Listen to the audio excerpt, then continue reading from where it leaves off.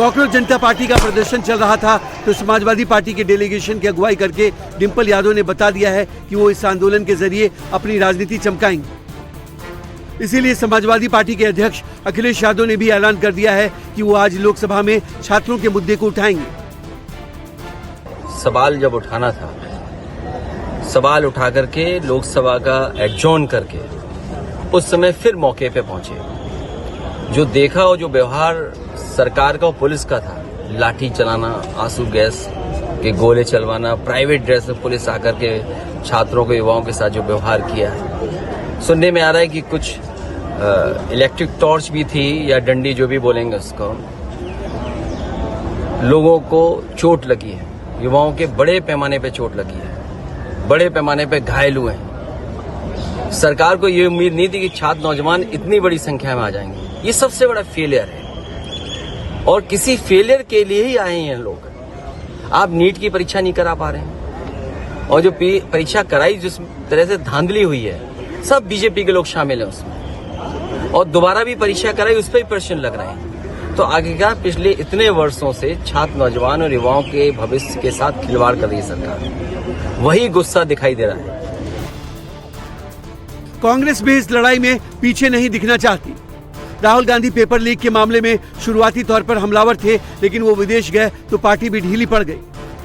अब सड़कों पर भीड़ दिखी तो कांग्रेस ने मानसून सत्र के पहले दिन संसद के भीतर पेपर लीक का मुद्दा उठाने की कोशिश की, लेकिन जब चेयर से उन्हें इसकी इजाजत नहीं मिली तो उन्होंने हंगामा मचाया और नारेबाजी की, जिसकी वजह से संसद की कार्रवाई स्थगित करनी पड़ी। लाखों बच्चों की जो भविष्य है, उनके भविष्य के बारे में मैं बात कर रहा हूं। जंतर मंतर पे हजारों बच्चे वहां पर आए हैं, वहां लाठी चार्ज हो गया है। गवर्नमेंट मारने की कोशिश कर रही है, गवर्नमेंट दबाने की कोशिश कर रही है, गवर्नमेंट निकालने की कोशिश कर रही है। कांग्रेस अध्यक्ष मल्लिकार्जुन खड़गे ने आरोप लगाया कि सरकार नौजवानों के भविष्य से खिलवाड़ कर रही है। ये तो स्टूडेंट्स को मारने का काम सरकार कर रही है। भाई, आपको एग्जामिनेशन कंडक्ट करने को नहीं आता तो आप छोड़ो, दूसरे और किसी को दो। स्टूडेंट्स पे जो लाठीचार्ज की, नौजवान बच्चों पे जो किए, ये डेमोक्रेसी पे हल्ला है। और जो लोग अपने बात रखने के लिए दिल्ली आते हैं, उनके ऊपर ऐसी लाठीचार्ज अगर होती है और उनको अगर ऐसा डराया जाता है तो ये डेमोक्रेसी नहीं है। और सरकार इसके बारे में सोचने के लिए हम 10 बार बोले, लेकिन वो सरकार सोच रही नहीं, उल्टा बच्चों को, नौजवानों को तंग कर रही। लोकसभा में ये मोर्चा कांग्रेस सांसद प्रियंका गांधी ने संभाला।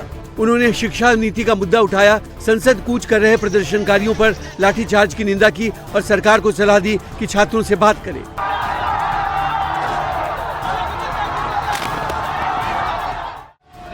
संसद में विपक्षी सांसदों के हंगामे और छात्रों के प्रदर्शन को लेकर बीजेपी सांसदों ने भी विपक्ष को जवाब दिया। कंगना रनौत ने नसीहत दी कि विपक्षी सांसद हुड़दंग करने की बजाय संसद में सवाल करें।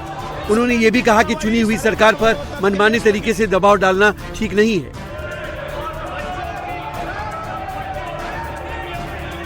और सरकार की जवाबदेही सब चीज के लिए होती है, उसी के लिए होता है। और हम लोग चाहते हैं कि सत्र चले और जो है ये अपने प्रश्न जो है वहाँ रखे, लेकिन अगर हुड़दंग करेंगे और वहाँ पे उत्पात मचाएंगे और जैसे जिस तरह से ये प्रोटेस्ट भी चल रहा है, तो वो ठीक नहीं है। क्योंकि जनता ने जिस सरकार को चुना है, वो कैसे सरकार चलाएगी ये उनका अधिकार है।